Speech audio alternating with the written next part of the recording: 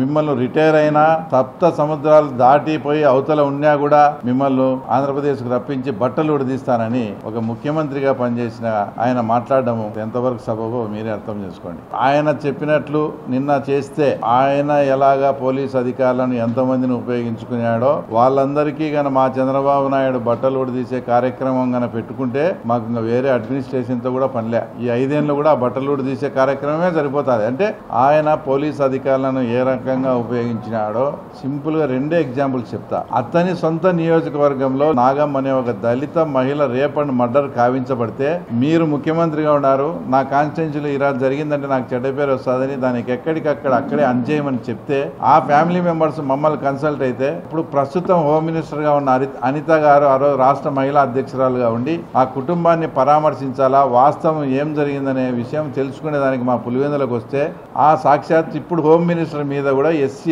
Act మా మీద కూడా అందరి మీద ఆ రోజు ఎస్సీ ఏది మేము పరామర్శించని వచ్చిన పాపానికి తర్వాత ఎస్సీ యాక్ట్ పెట్టి 2 రోజుల కిందట కూడా కడప ఇక్కడ కోర్టులో వాయిదా కూడా ఉండింది. ఆయన హోంమంత్రి అయినా కూడా ఇప్పటికీ కూడా ఆ కేసునుగా రాష్ట్ర ప్రభుత్వం తొలగించుకోలేకపోతుందంటే ప్రభుత్వం ఎంత ట్రాన్స్పరెంట్గా ఎంత పారదర్శకంగా పనిచేస్తుందో. తర్వాత 2వ ఎగ్జాంపుల్ నేను ఒకసారి నన్ను చెన్నై ఎయిర్పోర్ట్లో అరెస్ట్ చేసినావు. ఏమని ఎందుకు అక్కడికి పోయి అరెస్ట్ చేసినావు అంటే నేను 6 నెలల నుంచి తప్పించుకొని తిరుగుతానని చెప్పినావు. అది ఒక ఇష్యూ. 2వ ఇష్యూ మళ్ళీ తర్వాత నేను ఇక్కడికి వచ్చి కడపకు పులివెందులకు పోయేటప్పుడు రాత్రి 6:10 దారి కాచి మమ్మల్ని అరెస్ట్ చేసినారు. ఎక్కడైనా కానీ ఆంధ్రప్రదేశ్ చరిత్రలో పోలీసులు అరెస్ట్ చేసి ఆ తర్వాత పోలీసులు ముసుగేసి చేతులకు హ్యాండ్ కప్స్ చేసి నన్ను ప్రైవేట్ వ్యక్తులకు అప్పగించడం అంటే పోలీసులు అఫీషియల్ గా అరెస్ట్ చేసి అఫీషియల్ గా అంటే గన్మెన్ డ్రైవర్ అందరి సెల్లులు లాక్కొని అరెస్ట్ అయినట్టు కూడా తెలియకుండా చేసి ఎక్కడైనా ప్రైవేట్ వ్యక్తులకు అప్పగించారు. దాదాపు అంతా మీ మీడియా పుణ్యాన ఆ రోజు అంతా ఇదైపోయి ఆ రోజు నేను వాస్తవంగా బయటపడడం జరిగింది. నన్ను భౌతికంగా ఎలిమినేట్ చేసే ఉద్దేశంతో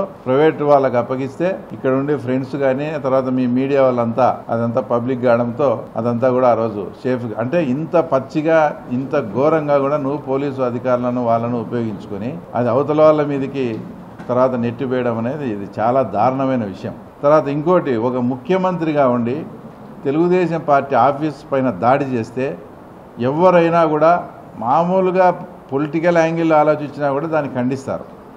అలాంటిది నీవు ఖండించకపోగా ఆయన పట్టాభి మాట్లాడిన మాటలకు మా వైఎస్ఆర్సీపీ కార్యకర్తలకు నా అభిమానులకు బీపీ పెరిగింది, అందుకని పోయి దాడి చేసినారని స్వయాన ముఖ్యమంత్రి మాట్లాడతాడు. ఎక్కడన్నా బీపీ పెరిగితే హాస్పిటల్కి పోతారు కానీ ఆఫీస్ పైన వచ్చి దాడి చేస్తారా?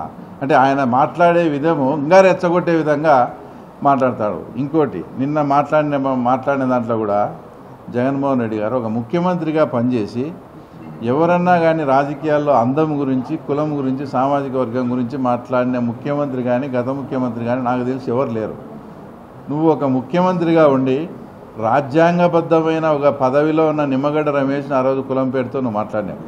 అది ఎంత ఇప్పటికీ కూడా అది ఒక మన ప్రజాస్వామ్య వ్యవస్థలోనే ఒక చెరగని ముద్రగా ఆ రోజు నువ్వు మాట్లాడినావు ఆయన కమ్మ కులం అని. నిన్న ఏం మాట్లాడతావు?